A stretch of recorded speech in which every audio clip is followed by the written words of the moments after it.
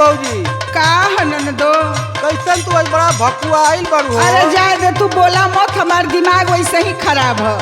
देखती कपार पर हाथ धइले हो। तो का करी, तोहर भैया के रहना ऐसा न कि कपारे हाथ धरही के ना होत ह। अरे का भैया देखत ना हो तोहर भैया कैसन कैसन हरकत करत हुआ। हम तो मरद जान के बियाह कैला माई बाबू, आई तो हमके कुछ औरिये लगत हुआ। अरे का लगत हो ए भौजी सुना बोला।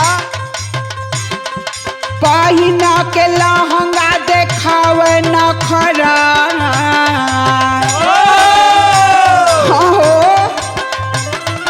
पहिना के लहंगा देखावे नखरा ना नदी बीरना तोर नचनिया बिटहिनिया में खड़ा।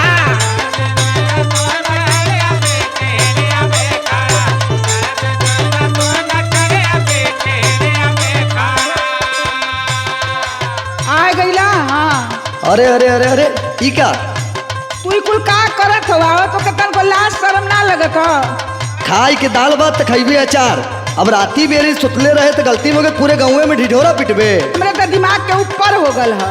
तो गलती इंसान से न होला। ऐसा गलती हो कौन गलती कैला बतावा। अब अगला बेरी गलती ना होए। तो गलतियां का कैला वो बतावा। ला सुना, रहल का तहु ध्यान कुछ जान ना पड़े।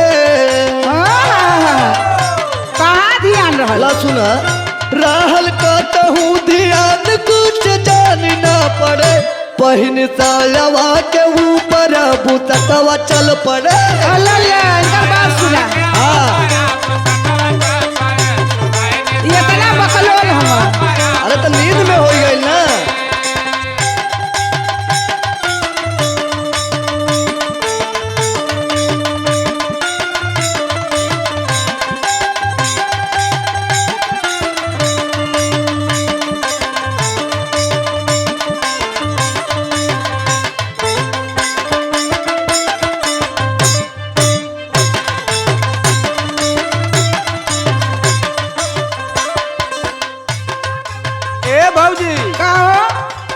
भैया का उम्र का समझत हो का तू।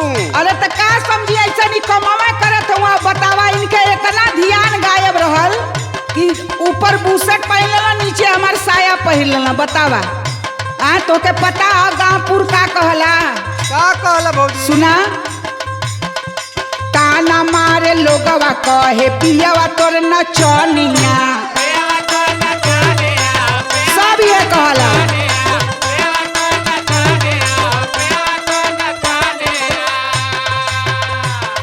नाच दिहले भैया तो हर घर के पर्दा पानिया।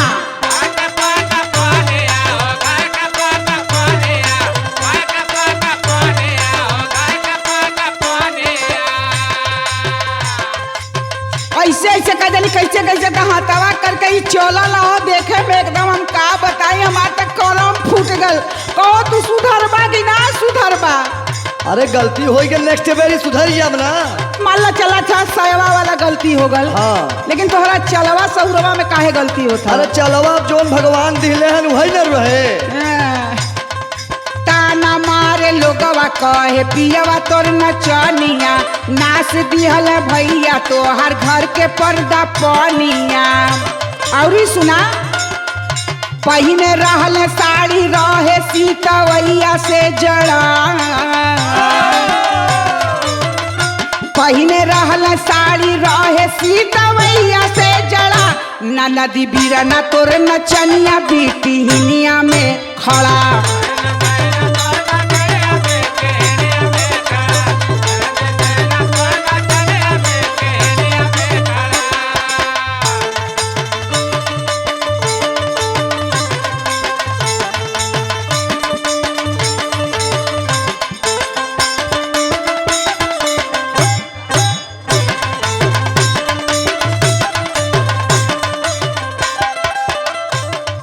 अरे करे पगली का तो हमारे मुँह के बुझत है का।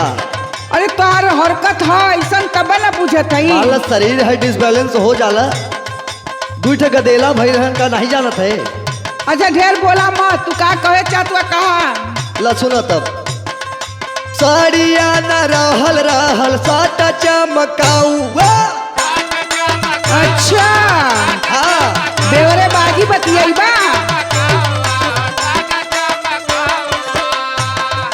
पहिनी के चल गइल घूमे बीच गौआ।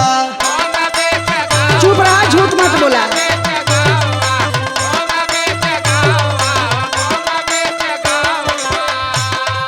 करिया न रहल रहल साट चमकौआ।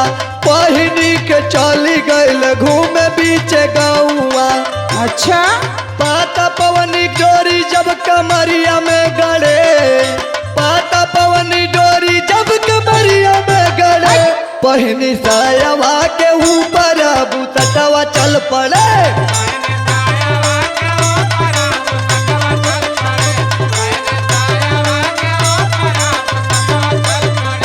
नाना दी बीरना तोर नचनिया बिकिनिया में खड़ा। पहिनी सायवा के ऊपर बुतटवा चल पड़ा।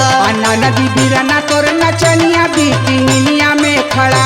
पहिनी सायवा के ऊपर बुतटवा चल पड़ा। सही बोलत हवा। अरे एकदम सही, चेक करके देख लेना। चला घर में आज तोके चेक करब।